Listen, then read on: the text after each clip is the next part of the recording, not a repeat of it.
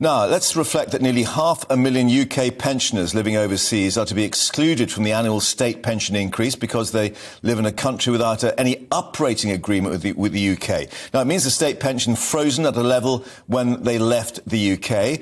So today, a delegation of UK state pensioners from across the world flying to London to hand in letters to protest at the Department for Work and Pensions.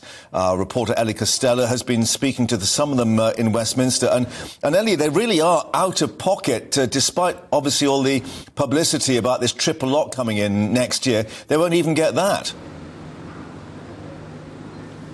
Yes, exactly, Mark. That's something they are not entitled to, and that is why this small delegation has flown in from all over the world today, representing those 500,000 pensioners who are not entitled to an uprated pension. So it means that in the month that they first started taking out their pension, that pension is then frozen in time. It never goes up with inflation. So in some of the worst cases around the world, there are veterans, British veterans who served in the Second World War who have now moved to Commonwealth countries such as Australia or Canada, and they are living on as little as £25 a week. And it's quite surprising actually how many people aren't aware of this. 500,000 people excluded from this, mainly those from the Windrush generation who came to work in this country after the Second World War and then returned back home to the Caribbean, but also veterans and expats as well. Well, earlier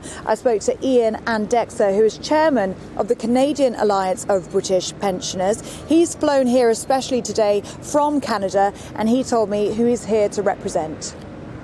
From Canada, and I'm the chairman of a British pensioners group in Canada, representing 127,000 Brits who have chosen Canada as their home and who suffer the discrimination inflicted upon them by the British government with their UK state pension. As an example, there's a 96-year-old man who worked all his life in the UK, and at age 65 he retired to Vancouver to be closer to his daughter.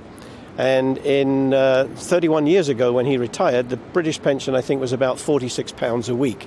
For 31 years that's what he's earned, £46 a week. The irony of this is that he only lives 600 yards away from the USA border, and if he was that 600 yards further south, he would actually get a fully indexed pension. We've calculated that over 31 years he's lost about $120,000 Canadian dollars. We're not asking for anything we don't justifiably deserve. If we've paid into a system, we should be treated equally as everybody else. And to have the indignation of being told that your pension's never going to go up, the idea of an increase in pension every year is to keep up with inflation. And after 31 years, you can imagine the lack of buying power that he's got with £46 a week. And there are many people like him. That's Ian Andexer there. That's the chairman of the Canadian Alliance of British Pensioners. Now, the Department of Work and Pensions says that this is a long-standing policy, and they say that pensions will go up to the current rate if these pensioners return to live in the UK. But speaking to the small delegation that are coming to Westminster today, they said the biggest thing for them is awareness. They haven't come to London since 2018, and they are shocked at how few people understand that this is working policy. And they know that a number of new MPs have come into Parliament since 2018, and that's why they flew in from all over the world to give this letter into the Department of Work and Pensions today.